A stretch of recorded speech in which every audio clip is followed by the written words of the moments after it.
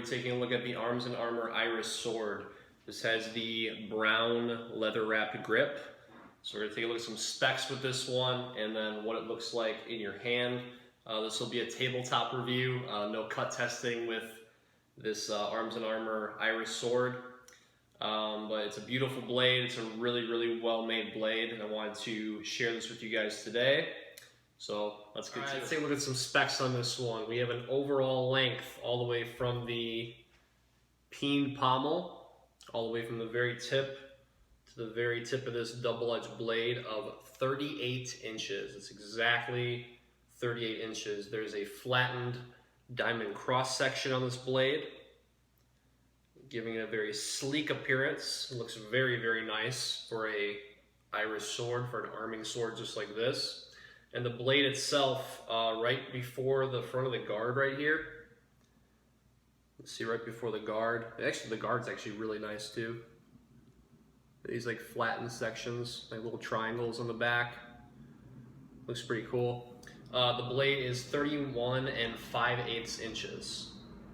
31 5/8 inches. As always, Arms and Armor is using a high carbon steel of 6150 high carbon steel. Very good steel with flexibility and durability, and obviously also takes an edge very well. What I really like about this blade is actually the character it has on the ring pommel. So you'll see it's an actual it's an actual hollow pommel. You can put your finger right through it. That's the tang. That goes all the way down to the pommel. Gives it a really nice character. This is actually one of the only blades that we can categorize back to a specific nationality. At least that's what Arms and Armor says when it comes to this blade. So it's a really well-made blade. The actual grip, the grip is somewhat short. It's a little bit over 3 inches, and you'll see that when I go here, that the back of my hand, the very back of it under my pinky, the pommel rests right on top of that. Now, don't worry about if you have bigger hands.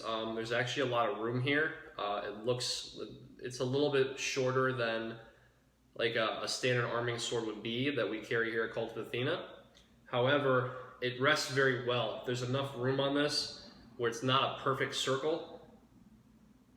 It kind of tapers down, so it does accommodate your hand. You'll see the guard right here, right in line with the cutting edge, and then the opposite side as well. These are also, just keep in mind, Arms and Armor does things a little bit differently than Albion. What I mean by that is the quality of Arms and Armor is still very high. They're one of my favorite manufacturers. They're one of my favorite companies when it comes to these types of items. But they don't keep things at a high polish. So when you get these, it looks pretty shiny now because of the lighting. It's not going to be like a high mirror polish, something that you would see more with like high-end katanas and other blades like that, tantos, other Japanese blades. You're going to get more of a bead blasted finish, more of a flat steel finish on that, which it looks more traditional, it looks a lot more simple, and honestly, if you're using these for cut testing or if you're just storing them, it's a lot easier to clean too, because you don't have to worry about having a high mirror polish throughout the blade, and then one section would have, from you using any of the rust pads or anything to maintenance the blade, since this is high carbon steel. As always with high carbon steel, make sure you are wiping them off. If you're touching the blade, I'll obviously be very careful with that. Make sure you're wiping off any moisture very carefully off of the flat of the blade. That way no pitting or any other anything can come in contact with the steel that would be diminishing its quality. The weight on this blade is 2 pounds, 6.6 ounces. So you have a very durable blade, very well put together here. The grip itself, like I said before, it looks kind of short because the heel of your hand does rest on the back of the pommel here.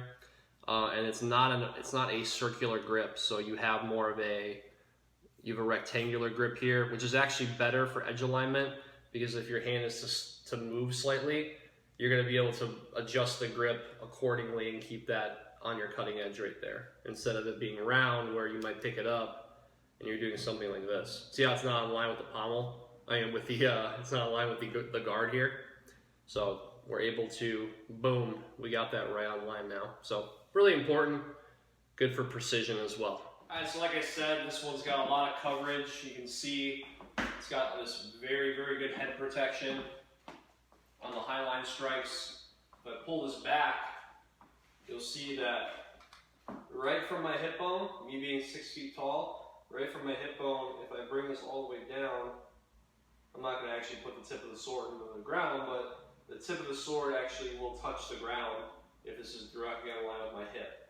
And then going from my hip up overhead, you'll see that there's a significant amount of protection covering the head. Meaning that if you're covering your high line and you need to cover your low line very quickly, I don't have to drop elevation.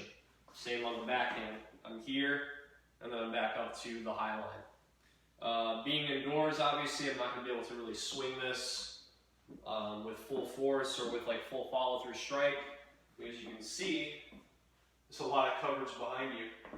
So if you are to cut all the way through, you see that you have a lot of clearance behind you. So with big slashes, big elliptical strikes, figure eights and things like that, it offers a significant amount of protection. Either way, if you're fighting with this out in front, more like a fencing style where you're threatening with the tip of the weapon, or if you have it more pulled back, more here, or on the backhand side as well, maybe you're baiting a lower guard, you can see that not only does it feel really good, but it's a really great looking weapon as well.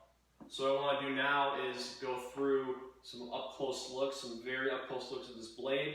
That way you can see the difference in the brown leather, because it's not a flat brown, it has a little bit of some character to it. So I want to do that. I want to give you some very up close looks of this blade. In the meantime, subscribe to the channel. More tabletop reviews coming just like this, more cut testing coming in the near future. And let me know, comment below what you want to see in the coming reviews. I'll talk to you soon.